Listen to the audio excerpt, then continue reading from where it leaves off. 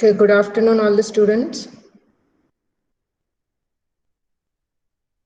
You knew the information that second internal have been postponed, right? So let's carry on with our module 5 itself.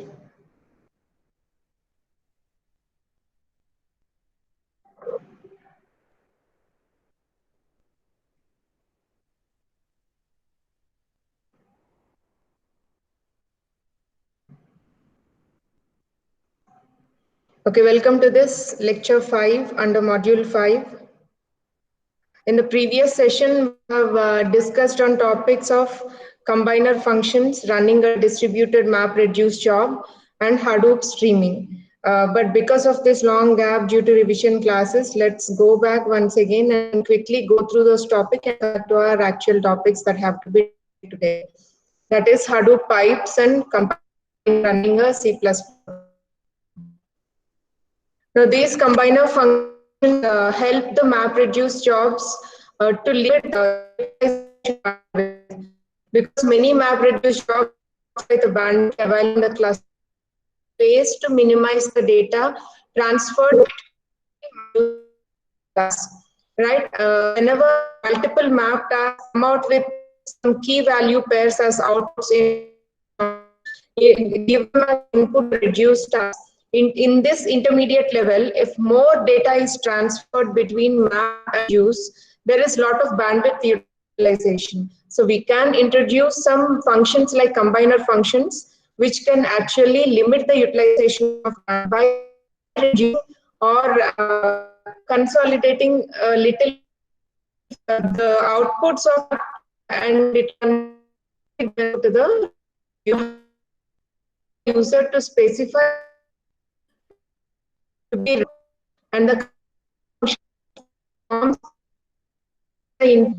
okay, so because the combiner function is an optimization, Hadoop does not provide a guarantee of how many times it will call it for a particular map output record, if at all it is called. So this actually called the map side, but Hadoop can't guarantee how many times it is called. It's just called like an optimization function based on the requirement, based on the number of maps being utilized in the job. So in other words, calling the combiner function 0, 1 or many times should produce the same output from the reducer. It doesn't have any effect of what is the output of the reducer. Why? Because combiner is an intermediate level between map and reduce. So how many times it is called, once or twice, it doesn't affect the output of the reduce task. For that, we have an example. If this is the output given by map 1 task, and this is the output given by map 2 task, then in normal cases, if there is no combiner function that is available between map and reduce in order to optimize the bandwidth utilization, in that case, the reduce function would be called with list of all these temperature values, right? This map 1 gives 0, 20 and 10, and map 2 gives 25 and 15. Now all these temperatures captured in the year 1950 are made as a list, and this is given to the reduce phase, which will give the final output in that year what is the maximum temperature that is recorded. But if we have a combiner function in between map and reduce, how the data transfer will be optimized, how the amount of data transferred will be optimized, let us see. Now, if we could use a combiner function that, just like the reduce function, finds the maximum temperature for each map output. In that case, map 1 will give its maximum temperature recorded in 1950, that is 20. And map 2 also will find its maximum temperature recorded in 1950, that is 25. This is actually not done by map task without the presence of combiner function. But if a combiner function is introduced on the map side, then this combiner function will run on the map task further to give this output: 1950's max temperature of map 1 task and 1950's max temperature of map 2 task. So the reduce would then be called by using only this particular key value pair, that is in 1950 Map 1's max temperature is 20 and map 2's max temperature is 25. Now these two can be compared further by the reduce function in order to give the maximum temperature recorded in 1950. So what is the advantage in previous case? We are having the entire list here that has to be transferred between map and reduce. But because of presence of this combiner function, that list has been reduced to 2 elements in the list instead of 5 elements.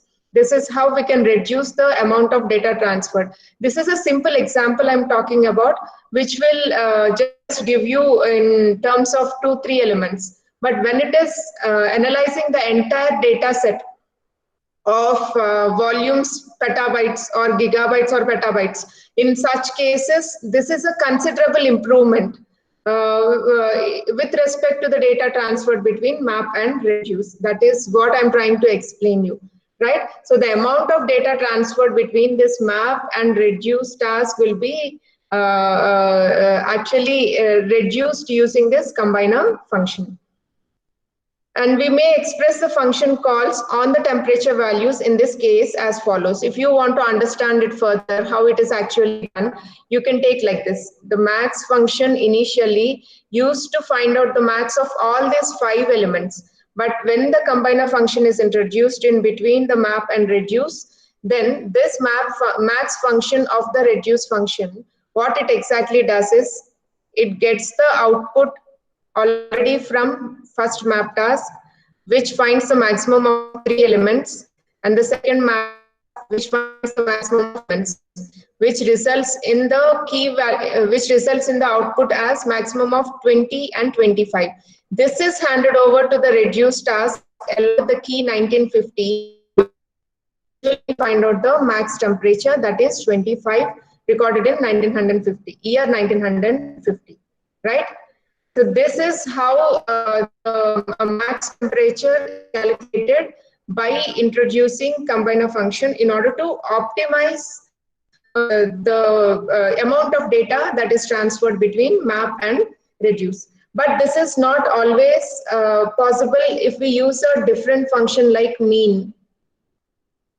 Instead, because we are finding the max temperature here, it is possible to give this max function in between as a along with the combiner function. But if we are using some calculation like mean, then it would not be possible to implement this mean function using the combiner function. Why? Because if you calculate the mean of this part, it is 30 by 3. So you will get here 10. And here 25 plus 15, 30, 40 by 2. So you'll get 20 here. And finally, you'll get mean of 10 and 20. And that you will get as 30 by 2, that is 15. So your final output will be 15, which is completely deviated than the result what you expect, right? That is why this kind of mean kind of aggregate functions can be applied using. It has to be used with proper discretion when introducing it in order to optimize the bandwidth utilization while implementing the map reduce jobs. The combiner function is using the reducer class, and for this application it is implemented as the reducer function in max temperature part. So the only change to make set the combiner class on the map on the job that I have shown you in the last class.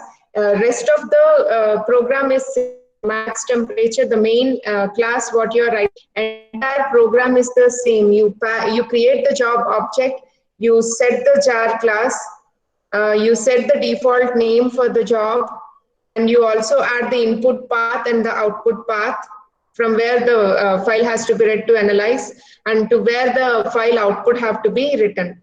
Right after that, when we are setting the mapper class, we take the max temperature mapper.class file, and when setting the reducer class, you take max temperature reducer.class file, but in the middle you are introducing a new function called the combiner function.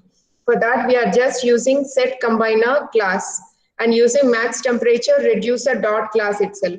So the combiner function also uses reducer class itself in order to reduce the data that is being transferred between map and reduce.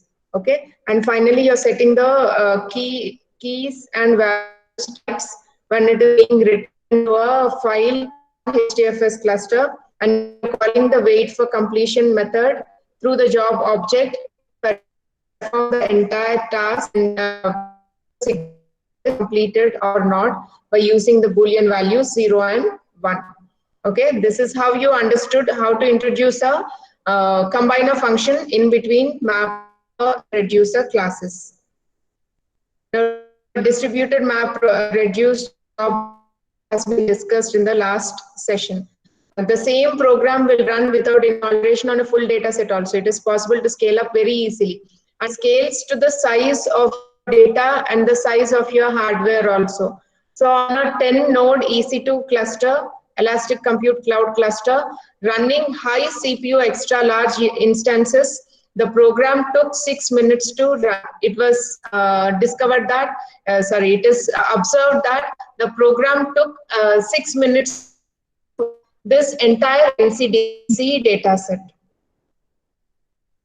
Now Hadoop streaming was also dealt with, and this Hadoop provides an API to MapReduce that allows you to write your MapReduce functions in languages other than Java. So Hadoop streaming enables us to write the MapReduce functions in many other languages other than Java, like Ruby, Python, and C++.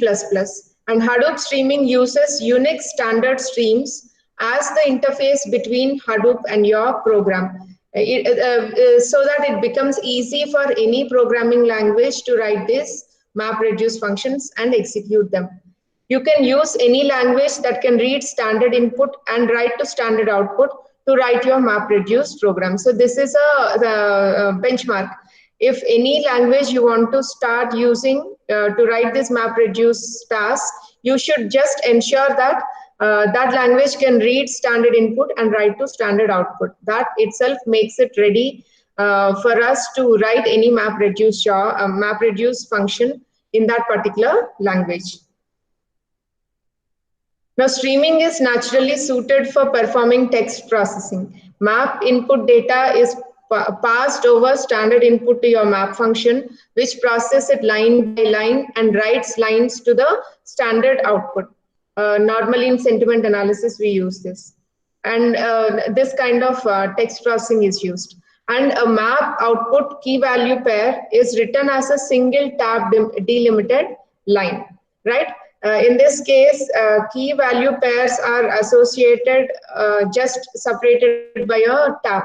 Okay, a map output key value pair is in this case written as a single tab delimited line, and input to the reduce function is also in the same format, a tab separated key value pair passed over the standard input. So the reduce function reads lines from standard input with which the framework guarantees are sorted by key and writes its results to the standard output. So what we should ensure is before they are passed to the reduce function, they should be in a sorted order. That's now let's move on to today's topic, that is Hadoop pipes. These Hadoop pipes are the name of the C++ interface to Hadoop MapReduce. So if you want to write map and reduce functions or mapper and reducer classes in C++, then we use Hadoop pipes. Pipes use sockets as the channel over which the task tracker communicates with the process running the C++ map or reduce function. Okay, so these pipes normally use sockets as a channel of communication over which the actual task trackers who are responsible to run the jobs communicate with the process running the C++ map or reduce function. Now let's rewrite the max temperature program in C++ and run it using pipes. We have already written this max temperature program in Java. Sections we have now pipes. Now let's see the source code for map and reduce functions in C++.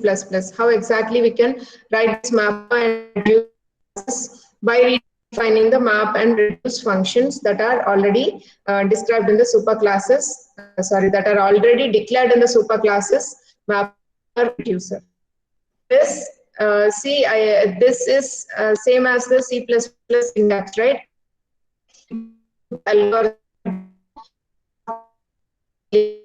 Standard input file, because you're going to work with some input splits which are treated as strings while analyzing them, or while capturing essential elements from that particular input split. And we are also using Hadoop header files, pipes.hh, and other header file template factory.hh. This HH says that we are adding some extra features to the existing header files. Say additional functions, additional variables are obtained by using this header files. And we are also using string utilities. Now observe this syntax carefully. We are creating a class max temperature mapper, and we are inheriting it from the mapper class that is already defined in the Hadoop pipes namespace. This Hadoop pipes is the namespace which includes the superclass mapper, and from that class we are inheriting in order to customize our current C++ class, that is max temperature mapper. Now in the public visibility mode, you are using max temperature mapper constructor, which takes Hadoop pipes task context object. This context object is used to copy the key value pairs from the map class and transfer it to the reduce class. This context object is the same as we discussed in our Java mapper and reducer classes. This will encapsulate the details of a particular context and take the context. Here, the context is mapper, from which it carries the details to the reducer class. Okay, so we are using the constructor max temperature mapper, which takes the object as Hadoop pipe namespaces context object, and then you just leave the constructor as a default constructor, and then come to the next line, that is defining the map function. Now this map function takes the context object again. And what does it actually do? We are asking it to get the input value from the context object and put it into the standard inputs string line. Okay, so this line is of string type from the standard namespace. You're getting the input value from the context object, extracting that value and storing it in the string variable line, which is of standard namespaces string type. Okay. Now we are taking the standard string type again in order to define the year now. And how do you extract the value? From this substring, from this line variable, that is what is extracted here. This is the input split containing what I showed you in the beginning of this chapter. Now from that input split, substring the values which are occurring from 15th location. 4 character values have to be extracted, and that is the year that you are trying to measure the temperature that is recorded in that particular year. Now again you are using the same string data type for the A temperature, and from the input split which is stored in line variable, you are taking the value from 87th location, 5 total characters, which will give you the symbol plus or minus of the A temperature recorded along with the A temperature. Okay. Taking string type to the standard namespace, and for this variable q, you are extracting the 92nd character in the input split, which belongs to this variable. Okay, now from this you are taking the quality code, whether it is 1 or any other value that you are reading and storing it in the variable Q. Okay. Now, if the A temperature is not equal to plus 9999, means you are trying to check whether it is a missing value. If it is a missing value, there is no use in it writing to the output and input to the reduce phase. So you just have to neglect it. So you're testing if A temperature is not equal to a missing value and the quality code is any of 0, 1, 4, 5 and 9. Q equal to 0 or, did you see the symbol here? Or Q equal to 1 or Q equal to 4 and so on up to 9. Okay, they have specific quality codes that should be matched with 0, 1, 4, 5 and 9. If any of these quality codes are matched and A temperature is not missing, then what is your next step? You have to write it to the reduced phase. In order to write to the reduced phase, first you have to pack it in a, for that you are using context.emit method.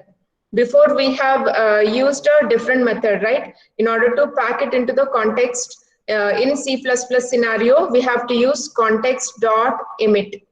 What you are emitting in the form of key value pair, the year and the maximum A temperature.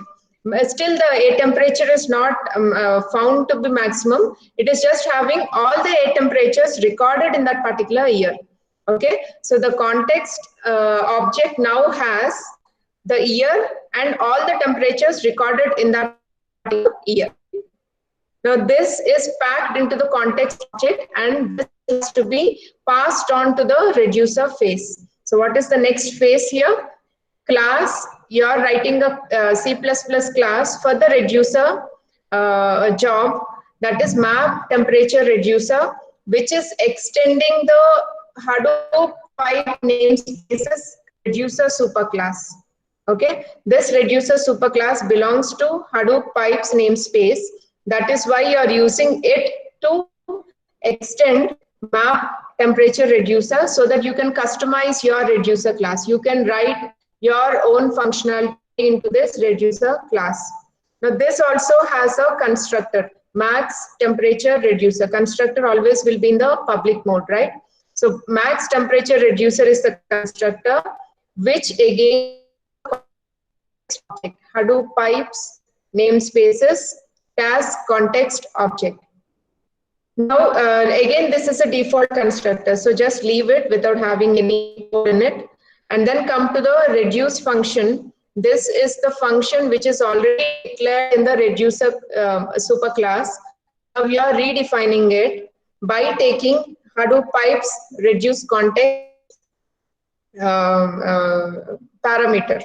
Okay, this reduce context will read whatever is given by the context object of mapper class. Now this reduce function is defined as follows. Int, take the max value as int, means initialize max value to be initially as the lowest integer value. That is, I already indicated this in the previous class, minus 2 power 31. So it starts with this lowest integer value, the max value, and whenever it encounters a max value than the lowest integer value, that will be set to the max value so far available. Okay, so context dot next value. Now from the context object, you are reading each value. As long as the values are iterated and the values are fetched, this while loop continues. When the values in this context object expires, then this while loop will be terminated. Okay. That is why we have given while context dot next value. What exactly we are doing in this while? You are taking standard namespace max function and using max value discovered so far and comparing it with Hadoop utilities. You are converting whatever is taken as the value from the context object into integer. Initially, we didn't perform any conversion into integer. Why? We didn't perform any comparison there. We didn't try to find out which is the max temperature in the mapper class. That is why we haven't converted it into integer. They are just treated as strings in your mapper class. But in this phase, because you have to find out the max temperature, you have to compare one temperature captured with the other temperature. That is why you are converting it into integer value. So from the context object, get the input value, convert it to integer, which is again part of Hadoop utilities namespace. Now, whatever value is fetched here, compare it with the max value, and that will be taken. Compared by using the max function, and that is treated as the max value encountered so far. Okay, so by the end of this while loop, you will have the max value in this max value parameter. Sorry, in the max value variable. Okay, now you have to write this again to the file on HDFS cluster through a context object. That is why you are using context.emit. What you are trying to write here? Context.get input key. What is the input key? The year in which the temperatures are recorded, that is 1950. And also get the max value. Max value is integer before, but you are trying to convert it into string now, because after you found the max value, no longer you need it to be a integer value. That is why you are just converting it into string value by using Hadoop utility namespaces to string method. Okay, now this input value, input key, that is the year and the max temperature in that particular year, both written to the context object, and that will further be written onto a file on HDFS cluster. Okay. This is how we have defined max temperature mapper class and reducer classes. Now, how to actually call it into a main function? Let's see. In main, it is taking the argument character vector and also the argument vector, which takes the input and the output paths for the files from where the data has to be read in order to analyze, and to where the data has to be written. Okay, that is why it takes whatever is given by this entire method. Let's see now what this method actually does. It is using run task method of Hadoop pipes namespace. Okay, in this run task method uses the template factory in order to create the instances of mapper and reducer classes. I'm repeating once again, this run task of Hadoop pipes namespace will use template factory in order to create the instances of mapper and reducer classes in order to hand it over to the task trackers. That is why it is using run task, Hadoop pipes, template factory, map temperature mapper, and map temperature reducer. Okay. After ending this template, it is having the function call. Because run task is the method which is using this template factory, you should again call this as a separate method. That is why you're using this bracket symbol here.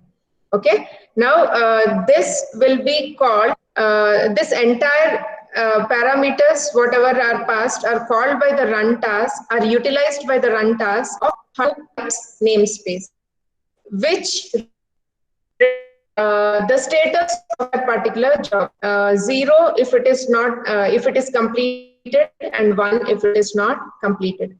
Okay, that is why the return type is taken as integer here. So that tells us about the status of that map reduced, whether it is complete or it is still running. Now the application links against the Hadoop C++ library, which is a thin wrapper for communicating with the task tracker child process.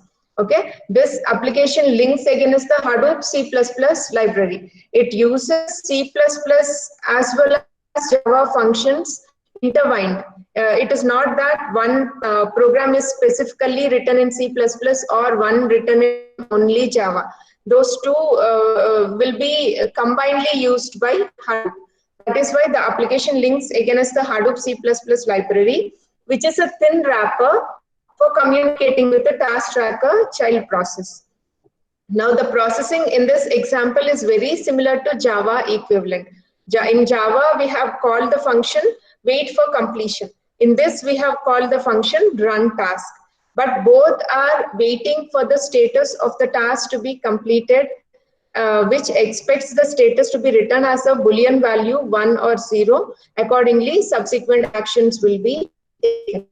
Unlike the Java interface, but what is the difference? The processing in both the cases are equal. But unlike the Java interface, keys and values in the C++ interface are byte buffers. They are not given exactly as text values, key and values as simple text. They are in the form of byte buffers represented as standard template library strings. Okay. These strings are encapsulated as byte buffers.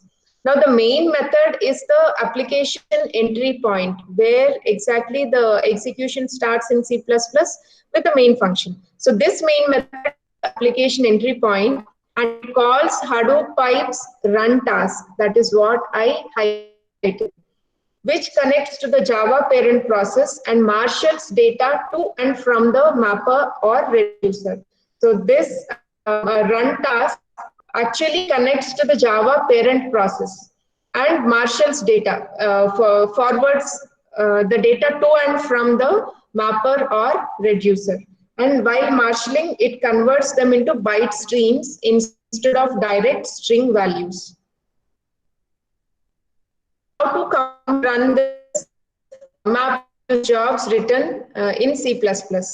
Now we can compile and link our program using the make file in the following example. So you have to just give the CC as G++ and CPP flags as this command. This command, I think we can't explain this command. It is predefined.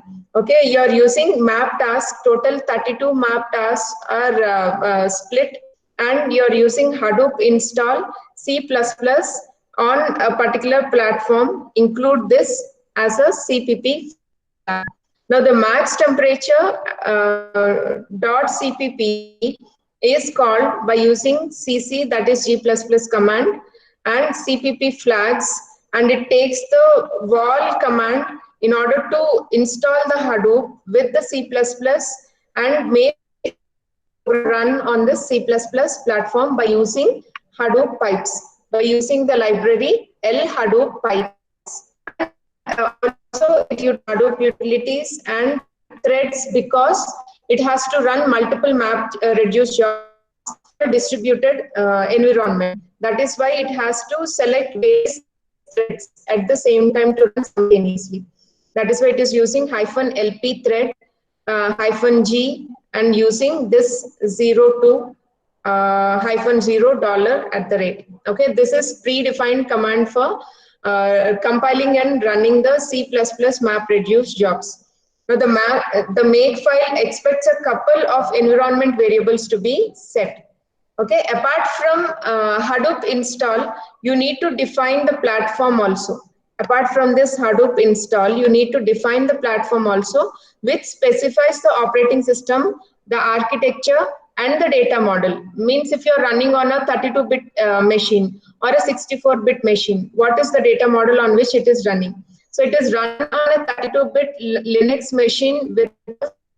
So if you're running this particular C++ map reduce job on a Linux machine, then how you can write your command is the platform is now which platform you are running it on.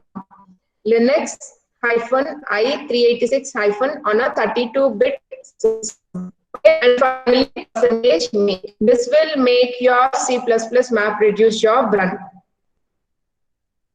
Now, on successful completion, you will find the max temperature executable in the current directory. Means you're transforming. In the previous case, when you have written map reduce in Java, you created a job object and you have set the mapper class and reduce class into that job object, which actually creates a jar file that can be distributed across the clusters, across the machines on the cluster. But in this case, it creates an executable file. On successful completion of creating the make file, temperature executable file in the current directory. Now, to run a pipes job, we need to run Hadoop in pseudo distributed mode, where all the demands on local machine, because C++ is not supported to be on clusters of machines.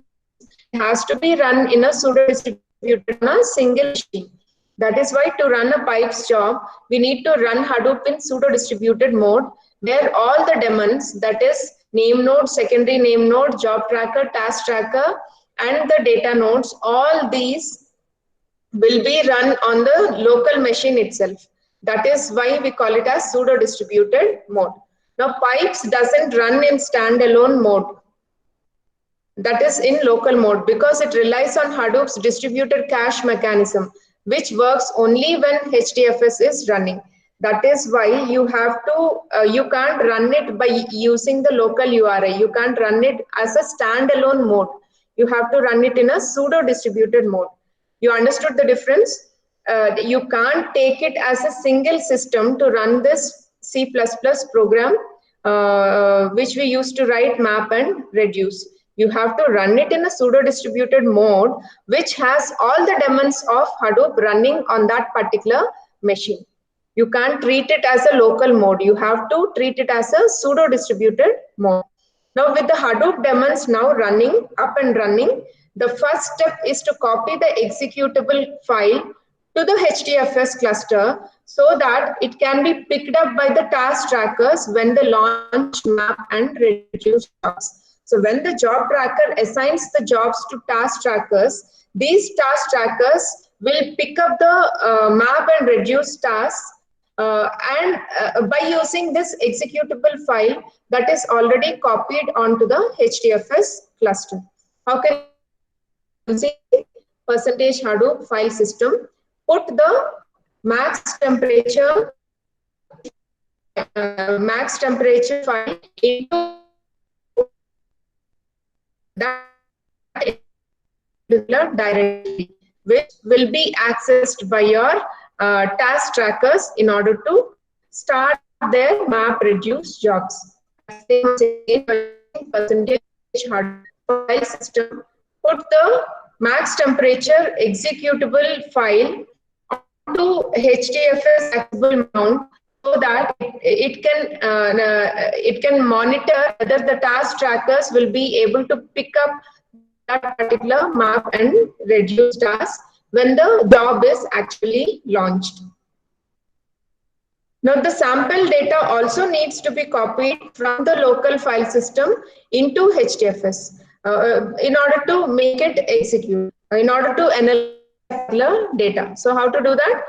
We have seen this in the beginning of 4th module, how to copy a file from local file to HDFS. Same mechanism, but directly we are using -put instead of using read. Percentage Hadoop FS -put taking it into HDFS files by the name sample text. This is the path where the file is to local file, and this is the file on which the data is being written with research. Now we can run make file, and you have mounted executable. Now you can easily run the job. We use the Hadoop pipes command for this, passing the uniform resource identifier executable in HDFS in the -program argument. So how to do that? Use percentage Hadoop pipes. Now using -d command, you're using Hadoop pipes Java reader and Hadoop pipes Java record writer true. I'll explain you in a moment why we are setting it to true, and giving the input file, and there the analysis result have to be written, the output, by using -program, which executable file it has to use. Okay. Now we specify two properties using the -d. What are those? Hadoop Pipes Java Record Reader, this one, and Hadoop Pipes Java Record Writer, the next one. And we are setting both of them to true to say that we have not specified a C++ record reader or writer, but we want to use the default which are for input and output. We are just indicating by setting it to true that it can use the Java default record reader and record writer, not the C++ related and record. That is what I try to enable by setting them to true, just linking it to the Java default record reader and record writer.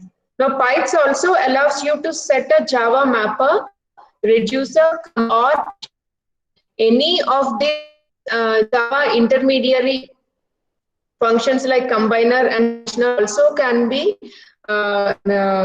introduced into this map reduce jobs written in C++. In fact, you can have a mixture of Java or C++ within any one. It is not that one job has to be specifically having classes written only in a particular language. The job can encapsulate classes from different languages like Java and C++. That incompatibility issues doesn't arise because Java and C++ classes are compatible enough. And the result is the same as the other versions of the same program that we ran previously. Though or irrespective of the programming language we selected, whether it is Java or C++, in order to write this map reducer classes, the result will be the same. The result is not affected in any way because of the programming language you selected to write the classes. How to develop a map reduce and the configuration, how it is made with the API, combining the resources, and finally how we can expand.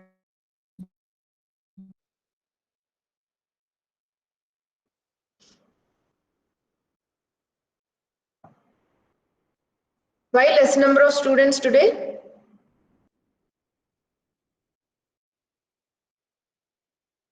Okay, any doubts in topics discussed today?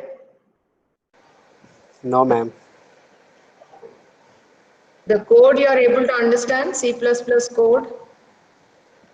Yeah, ma'am. Makefile command you need not by heart as it is, just you can use the last two commands, example command what I gave. That is the syntax for the makefile what I have given in the beginning, but after that in 2 lines I have given an example how it can be run on Linux machine, on a 32-bit Linux machine. So that can be taken and written in the exam. You need not write the entire syntax of that makefile. It is not necessary. Okay, shall we end the class? Yes, ma'am. Thank you, ma'am. Bye.